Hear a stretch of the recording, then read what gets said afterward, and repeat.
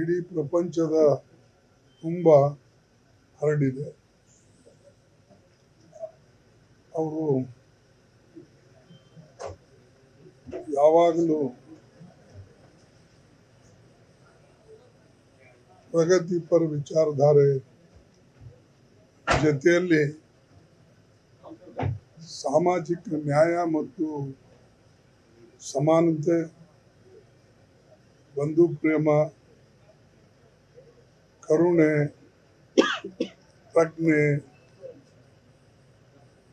ಈ ಪ್ರಜ್ಞೆ ಮತ್ತು ಕರುಣೆ ಅವರ ಗುರಿಯಾಗಿತ್ತು. ಅದಕ್ಕಾಗಿ ಇಡೀ ಜೀವನ ಅವರು ಈ ಸಾಧನೆಯನ್ನು ಮಾಡೋಕ್ಕೋಸ್ಕರ ಅವರು ತನ್ನ ಜೀವನದ 45 ವರ್ಷ ಕಳೆದಿದ್ದರು ಮತ್ತು ಅದರಿಂದ ಇವತ್ತು ಪ್ರಪಂಚಕ್ಕೆ ಅದರ ಲಾಭವನ್ನು ಸಿಕ್ಕಿದೆ. ಈಗೂ ಕೂಡ ಜನ ನಿಮಗೆ ಬುದ್ಧ ಬೇಕು ಅಥವಾ ಯುದ್ಧ ಬೇಕು ಅಂತ ಹೇಳಿ ವಾದವನ್ನು ಮಾಡುವಾಗ ಜನ ಬುದ್ಧನ್ನ ಬಯಸ್ತಾರೆ ಹೊರತಾಗಿ ಯುದ್ಧ ಅಲ್ಲ. ಬುದ್ಧ ಈ ದೇಶದಲ್ಲಿ ಜನಿಸಿ ಇವತ್ತು ಇಡೀ ಪ್ರಪಂಚದಲ್ಲೇ ಅವರ ತತ್ವಗಳನ್ನು ಸಾರಿದ. ಅದರಲ್ಲಿ ಪ್ರಮುಖವಾಗಿ ಅವರ ಅಷ್ಟಾಂಗ ಮಾರ್ಗ, ಅವರ ಪಂಚಶೀಲ ಮತ್ತು ತ್ರಿಶರಣ, ಈ ತತ್ವಗಳು ಸಾಕಷ್ಟು ಜನ ಅದರಿಂದ ಪ್ರೇರಣೆಯನ್ನು ಹೊಂದಿದ್ದಾರೆ. ಮತ್ತು ಅಂತಹ ಒಂದು ಬುದ್ಧ ಪೂರ್ಣಿಮೆ ಎಲ್ಲ ಇಡೀ ಪ್ರಪಂಚದಲ್ಲಿ ಆಚರಣೆ ಮಾಡ್ತಾರೆ. ಹಾಗೆ ಇಲ್ಲೂ ಕೂಡ ಇವತ್ತು ನಾವು ಅದನ್ನು ಆಚರಣೆ ಮಾಡ್ತಾ ಇದ್ದೀವಿ. ಅದಕ್ಕೆ ಬುದ್ಧನಿಗೆ ವಂದಿಸಿ ಮತ್ತು ಹಿಂದಿನ ದಿವಸ ಏನು ಪ್ರಪಂಚದಲ್ಲಿ ಯುದ್ಧ ನಡೆದಿದೆ ಅದನ್ನು ನಿಲ್ಲಬೇಕು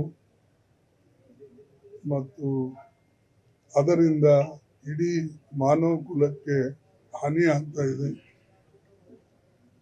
ಎರಡ ದೇಶದ ಕಲಹ ಇವತ್ತು ನೂರಾರು ದೇಶಗಳಿಗೆ ನುಂಗಿದೆ.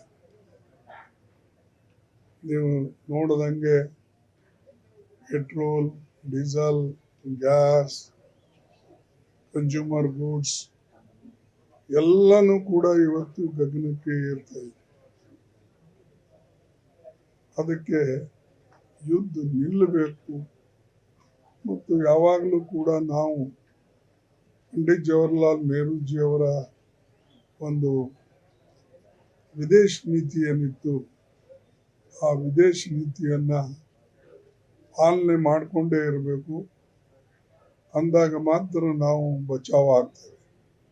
ಇಲ್ಲದ್ರೆ ನಾವು ಯಾರ ಜೊತೆಯಲ್ಲಾದರೂ ಹೊಂದಾಣಿಕೆ ಮಾಡಿಕೊಂಡ್ರೆ ನಮಗೂ ಕೂಡ ತೊಂದರೆ ಆಗ್ತದೆ.